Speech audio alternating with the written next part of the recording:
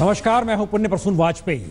दस्तक में शुरुआत आज उन चेहरों से जिन्हें खासी उम्मीद है, भरोसा है कि कहीं ना कहीं कल योगी सरकार राहत देगी।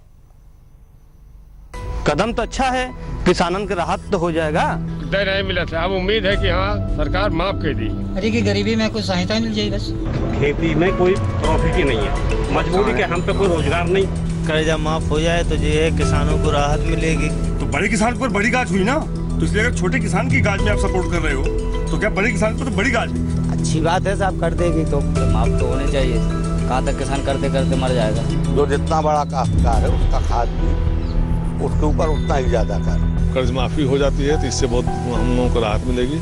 अच्छा ही होगा अगर कर्ज माफ हो जाए तो सबसे बढ़िया। कर्ज माफ कर दे रहा है सरकार, योगी सरकार, तो बहुत अच्छा ये फैसला है मोदी सरकार का। ऋण माफ हो जाता है तो बहुत लाभ हो।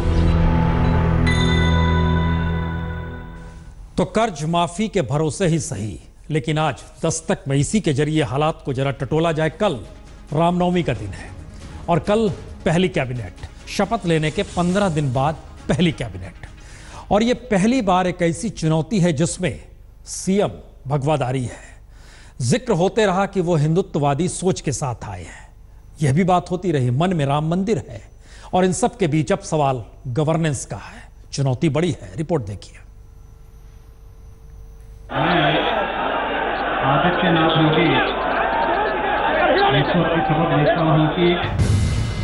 शपथ लेने के 15 दिन बाद कल योगी सरकार की पहली कैबिनेट होगी और जो सवाल योगी के सीएम बनने पर उठे थे, उन सवालों का जवाब कल की बैठक में कितना मिल पाता है, नजर हर किसी की उसी पर होगी। क्योंकि महंत योगीनाथ के मन में चाहे राम मंदिर हो, लेकिन सीएम योगीनाथ के एजेंडे में मंदिर नहीं बल्कि बूचड़खाना को बंद कराना, रोमियोगिरी पर नकेल कसना, कानून व्यवस्था ठीक करना, बिजली सप्लाई में सुधार लाना, किसानों को कर्ज से राहत देना, बुंदेलखंड के लोगों के दर्द पर मरहम लगाना, शिक्षा के हालात ठीक करना और हेल्थ सर्विस पटरी पर लाना। यानी लखनऊ से दिल्ली तक जो राजनीति सांसद रहते हुए महंत योगी आदित्यनाथ को भगवादारी या फ्रिंज एलिमेंट कहने मानने से नहीं चुकी, उसी महंत के सीएम बनने के बाद सबसे बड़ा सवाल यही हो चला है कि हिंदुत्व की धार तले विकास की आस कैसे सीएम आदित्यनाथ जगाते हैं। क्योंकि गोरक्ष मठ के महंत की छाया कहीं न कहीं सीएम योगी आदित्यनाथ के गवर्नेंस के तौर तरीकों में बीते 15 दिनों में जरूर दिखाई दी है। बूचड़खानों पर लगते ताले, रोमियोगिरी करते लड़कों पर पुलिसिया नकेल, प्रशासन को ईमानदार और साफ सफाई का पाठ। लेकिन यूपी का संकट इतना गहरा है, या कहें यूपी को जिन हालातों में योगी आदित्यनाथ ने संभाला है, उसमें सबसे बड़ी चुनौती यूपी के बिगड़े हालातों को पटरी पर लाने की है।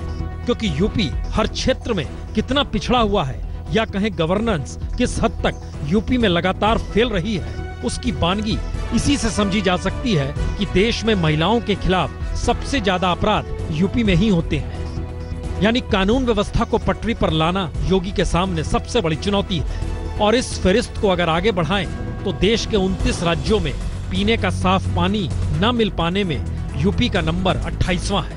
प्रति व्यक्ति आय में यूपी का नंबर 28वां है। साक्षरता में यूपी का नंबर 23वां है। स्कूल छोड़ने वालों में यूपी का नंबर 22वां है। उद्योग विकास दर में यूपी का नंबर 22वां है। और ब्रोकिंस इंडिया की रिपोर्ट की माने तो यूपी के नागरिकों के हेल्थ सर्विस पर इस देश में सबसे कम रुपया खर्च किया जाता है। आलम यह है कि एक बरस में हर नागरिक पर महज 488 रुपए खर्च किए जाते हैं। तो सवाल ये नहीं कि कल कैबिनेट में कौन से फैसले होते हैं, सवाल यह है फैसले लागू कब कैसे होंगे। और जब हर क्षेत्र में बीमार यूपी योगी आदित्यनाथ को मिला है, तो किसी भी क्षेत्र में जरा सा भी काम योगी आदित्यनाथ की जो छवि भगवा पहने हुए, हिंदुत्व की पहचान लिए हुए बनी हुई है, वह टूटेगी भी। और हिंदुत्व के चोगे में गवर्नेंस का काम नहीं हो सकता, ये मिथ भी टूटेगा। और अगर ऐसा होता है तो जिस राजनीति को मुलायम, मायावती या अखिलेश या राहुल गांधी साधते आए हैं, वो राजनीतिक जमीन उनसे खिसकेगी। और तब ये बड़ा सवाल हो जाएगा कि हिंदुत्व का चेहरा लिए भी राजनीति की नई लकीर खींची जा सकती है। लेकिन इन सब के लिए इंतजार करना होगा, क्योंकि कल की कैबिनेट तो किसानों को राहत दे देगी। और आने वाले वक्त की गवर्नेंस में किसानों को राहत नहीं, फसल की उचित कीमत चाहिए। तो इंतजार कीजिए। इंतजार अगले 24 घंटे से भी कम का है। रामनवमी शुरू हुए कल 2 बजे दोपहर से। बैठक उसके बाद शुरू हो जाएगी कैबिनेट की। कैबिनेट को लेकर किसानों की आस और यूपी की उम्मीद के बीच इस कैबिनेट की दिशा में हर कोई देख रहा है, समझना चाहता है। तो आइए आप भी समझिए किसानों के मद्देनजर इस कैबिनेट का महत्व क्या है।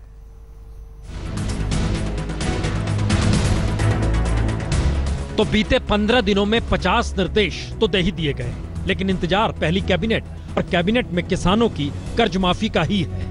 और आंकड़े बतलाते हैं कि यूपी के करीब 1.5 करोड़ किसानों पर इस वक्त 86,000 करोड़ का फसली कर्ज है और माना जा रहा है कि इसे माफ करने का फैसला कल योगी कैबिनेट ले लेगी, क्योंकि जानकारी के मुताबिक कृषि विभाग ने बकायदा 1.5 करोड़ किसानों की लिस्ट भी तैयार कर ली है। तो एसबीआई की रिपोर्ट के मुताबिक तकरीबन 86,000 करोड़ का जो कर्ज किसानों पर है वह सिर्फ नेशनलाइज्ड बैंकों से लिया गया कर्ज है, यानी कोऑपरेटिव या अन्य माध्यमों से लिया गया कर्ज और ज्यादा होगा। जाहिर है राज्य के खजाने में किस मत से यह पैसा दिया जाएगा, यह भी सवाल है। और अगर केंद्र सरकार यूपी को कर्ज देती है तो फिर अन्य राज्य भी कर्ज माफी के लिए केंद्र सरकार से कर्ज पर ही पैसे की मांग जरूर करेंगे। लेकिन कल की कैबिनेट की बैठक किस हद तक किसानों के दर्द पर मरहम लगा सकती है, या फिर कर्ज माफी के मलहम से दर्द कैसे खत्म होगा, यह भी एक सवाल है, क्योंकि यूपी का सच सिर्फ कर्ज माफी भर नहीं है। यूपी में 66% किसान गरीबी की रेखा से नीचे हैं। 57% किसानों के पास खेती के अलावे दूसरा कोई रोजगार है ही नहीं। 44% किसान आकंठ कर्ज में डूबे हुए हैं और औसतन हर किसान पर 41,229 रुपए का कर्ज है और किसानों की सालाना कमाई 18,720 रुपए है। तो कल्पना कीजिए यूपी में जहां किसानी के अलावे कोई दूसरा रोजगार है ही नहीं, उस राज्य में खेती पर 80% से ज्यादा आबादी टिकी हुई है और किसानों को प्रतिदिन की कमाई महज 52 रुपए मिलती है। हर प्रकार का लाभ है। मान लीजिए कि आदमी कर्ज लिया है, दे नहीं पा रहे हैं, लाखों कोशिश करने के बाद भी कर्ज नहीं दे पाते हैं। अगर सरकार माफ करती है तो बहुत फायदा है हमको। सरकार जो माफ कर दी तो किसान खुशहाल हो जाएंगे और जो है मेहनत से जो है अपना खेत जोतेंगे, बोएंगे, खाद बीज डालेंगे। तो योगी सरकार के सामने कर्ज माफी तो राजनीतिक वायदे को पूरा करने वाला हो सकता है, लेकिन यूपी की माली हालत सुधरेगी कैसे और वह कौन कौन से रास्ते होंगे जिसके जरिए किसानों को फसल की कीमत मिलने लगे, या किसान अगले बरस फिर कर्ज में डूबा हुआ ना मिले, इस सवाल का जवाब कैसे मिलेगा, शायद योगी आदित्यनाथ की सबसे बड़ी परीक्षा यही होगी। मंगलवार शाम योगी सरकार की पहली कैबिनेट का बड़ा फैसला होने जा रहा है और ये फैसला है किसानों की बहुचर्चित कर्ज माफी का। लेकिन इस कर्ज माफी के साथ भी कुछ राइडर लगे दिखाई देते हैं। मसलन सिर्फ वो कर्जे माफ होंगे जो किसानों ने बैंकों से लिए हैं। बैंकों के बाहर कोई कर्जा माफ नहीं होगा, क्योंकि अब तो ये माना जा रहा है कि कल की कैबिनेट में कर्ज माफी के साथ साथ गांव में बिजली पहुंचाने से लेकर गेहूं की खरीद और गन्ना किसानों के भुगतान जैसे मुद्दों पर भी चर्चा हो सकती है। लेकिन यूपी का किसान किस दिन स्वावलंबी हो जाएगा और वह चुनावी राजनीति में सिर्फ प्यादा भर नहीं रहेगा, इंतजार तो इस बात का हर किसी को है। जो ऐलान के मद्देनजर अगर सरकारों को देखिएगा तो ऐलान तो वाकई आजादी के बाद से हर सरकार ने किया है। मुश्किल क्या होती है? मुश्किल होती है कि दरअसल उसे लागू कैसे किया जाए।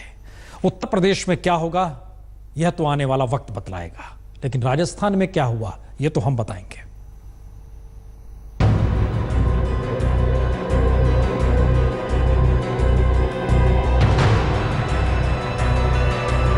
यूपी के सीएम योगी आदित्यनाथ की पहली बैठक में कर्ज माफी समेत तमाम बड़ी घोषणाओं की अटकलें लगने लगी हैं, लेकिन सवाल है क्या जिस तेजी से योगी घोषणाएं कर रहे हैं उस तेजी से अफसरशाही उसे जमीन पर अमली जामा पहना देगी? ये सवाल इसलिए क्योंकि राजस्थान में भी बीजेपी की ही सरकार है और राजस्थान में सीएजी ने स्टेट फाइनेंस की रिपोर्ट में 2015-16 के बजट का रिव्यू किया तो जो सच सामने आया वो चौंकाने वाला था। रिपोर्ट के मुताबिक सरकार ने बजट में जो बड़ी बड़ी घोषणाएं की और जिन कामों को उसी वित्तीय वर्ष में पूरा होना था वह शुरू तक नहीं हो पाया। मसलन 1,864 ढाणियों में 5,40,000 बिजली के कनेक्शन देने का वादा किया गया। 810 करोड़ रुपए मंजूर हुए। जयपुर, धौलपुर, बांसवाड़ा, उदयपुर, हनुमानगढ़ और बाड़मेर के 1,60,000 परिवारों को फायदा मिलना था, लेकिन 2015-16 में किसी भी डिस्कॉम ने इस योजना के लिए एक पैसा तक खर्च नहीं किया। घोषणा पे घोषणा करती जा रही है। अधिकतर धौलपुर जिले के लिए जो घोषणाएं की हैं वो एक भी अमल में नहीं लाई गई हैं और किसान परेशान हैं। विद्युत कनेक्शन है या किसानों की जो कोई भी समस्या है वो एक भी अमल में नहीं लाई जा रही है और घोषणा पर घोषणा सरकार करती जा रही है। झुंझुनू में सैनिक स्कूल की स्थापना का वादा हुआ, मुफ्त जमीन आवंटित करने का फैसला हुआ, लेकिन काम शुरू नहीं हो पाया। किले और हवेलियों के लिए 35 करोड़ रुपए मंजूर किए गए, लेकिन विभाग ने सिर्फ झालावाड़ और करौली के लिए 2 करोड़ 25 लाख रुपए दिए, वह भी पैसा खर्च नहीं हुआ। 600 पशु चिकित्सालय उपकेंद्रों की स्थापना के लिए 13 करोड़ 17 लाख आवंटित हुए, लेकिन पूरा फंड सैंक्शन नहीं हुआ। सामाजिक न्याय विभाग के छात्रावासों में पढ़ रहे 9 से 12वीं तक के छात्रों को ई ट्यूशन पढ़ाने का वादा हुआ, लेकिन किसी बच्चे को ई ट्यूशन नहीं मिला। विस्तृत रिपोर्ट आज हमारे सामने है, उसमें साफ लिखा है महिलाओं के लिए रोजगार उपलब्ध कराने के लिए, स्किल डेवलपमेंट के लिए जो पैसा लगना चाहिए था वो खर्च ही सरकार नहीं कर पाई है। और फिर ये बोलना कि सरकार के पास पैसा नहीं है, सरकार के पास 2 लाख करोड़ का कर्जा है और जो पैसा सरकार लेती भी है उसका उपयोग नहीं कर पा रही है, ये बहुत बड़ी विफलता है। मुख्यमंत्री को मैं समझता हूँ कोई अधिकार नहीं है नई घोषणाएं करने का और लोगों को भ्रमित करने का। यदि CNG रिपोर्ट ये कहती है कि कोई काम नहीं हुआ वो गलत है, वो उनको ढंग से ब्रीफ नहीं किया गया। यानी सरकार की कोताही पर उंगली उठी तो सरकार ने CAG की रिपोर्ट को ही झूठ करार दे दिया। इसीलिए सवाल यही है, घोषणाएं करना आसान, पूरा करना मुश्किल।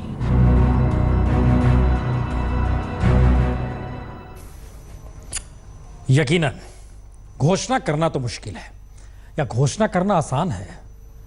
इन सब के बीच जो स्थितियां बनती है उन सब के साथ एक सवाल और है, सरकारें चलती कहां से हैं, पैसा कहां से आता है।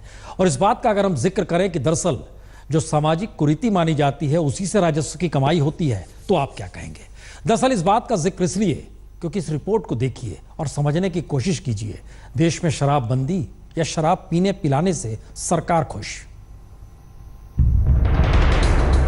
सरकार के खजाने में हर बरस शराब से 2 लाख करोड़ रुपए पहुंचते हैं। जी, 2 लाख करोड़ रुपए का राजस्व शराब से आता है।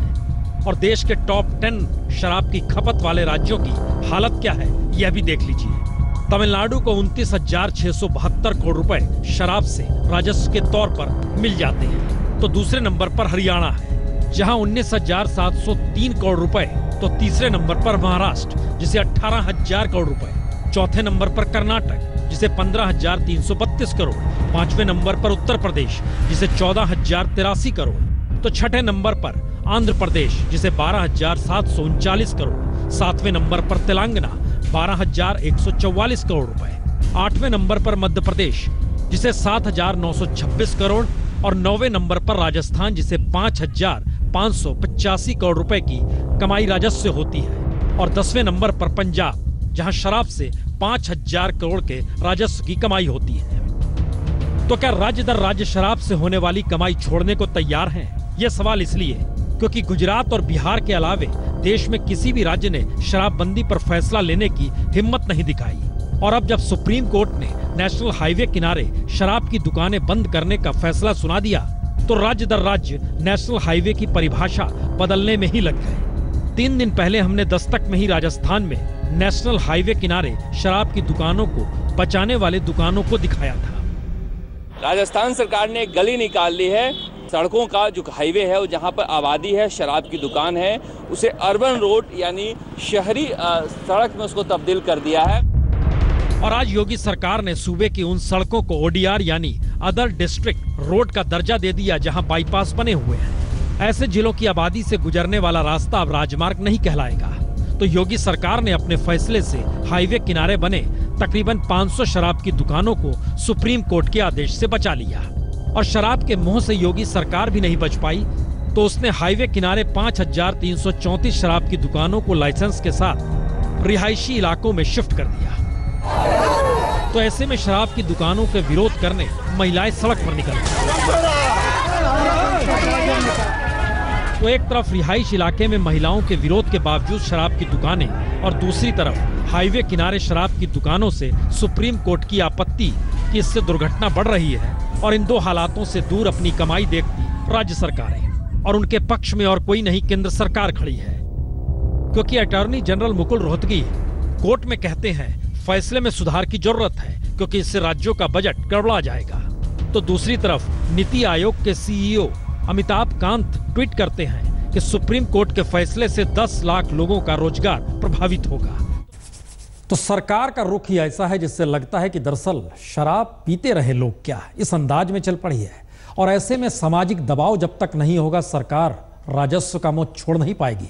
तो आइए देखिए यूपी में क्या हो रहा है।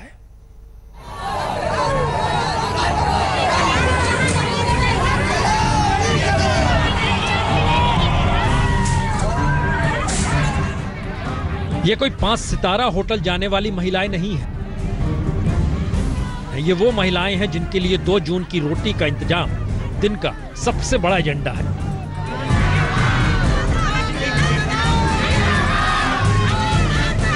ये वो महिलाएं हैं जो घर चलाने के लिए काम करती हैं, घर का ख्याल भी रखती हैं, लेकिन शराब के चलते खाना नहीं मार खाती हैं।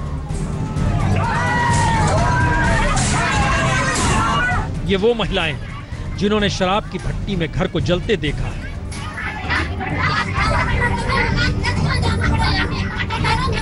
ये वो महिलाएं हैं जिन्हें मालूम है कि शराब भले घर का सिर्फ एक शख्स पिए, लेकिन जिंदगी घर के हर शख्स की बर्बाद होती है। ये वो महिलाएं हैं जिन्हें आते जाते शराब बेटोक फप्तियां कसते हैं और इन्हें सुनने की आदत डालनी पड़ती है। ये वो महिलाएं हैं जिनके खून पसीने की कमाई को उनका पति शराब में बहा देता है।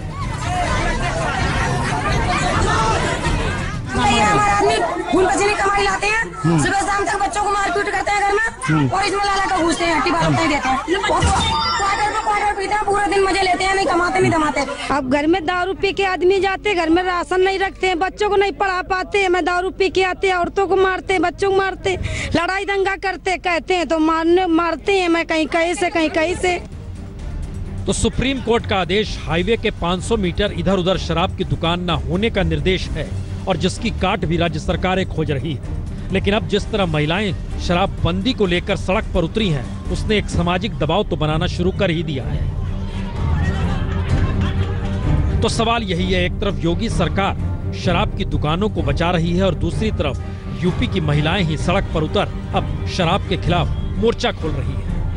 दारू के ठेके बंद होने चाहिए, आदमी आते हैं मारपीट करते हैं, सारे पैसे लाते हैं वो दारू के ठेके में दे देते हैं, और बच्चे भूखे रहते हैं, कुछ भी हमें फायदा नहीं होता, बच्चे हमारे बिना पड़े हुए हैं। तो योगी आने वाले दिनों में किस रास्ते निकलते हैं, इसका इंतजार हर किसी को है, क्योंकि नीतीश कुमार ने बिहार में शराबबंदी कर महिलाओं का दिल भी जीता और सियासत भी पलट दी, जिसके बाद केंद्र सरकार तक ने नीतीश की तारीफ की।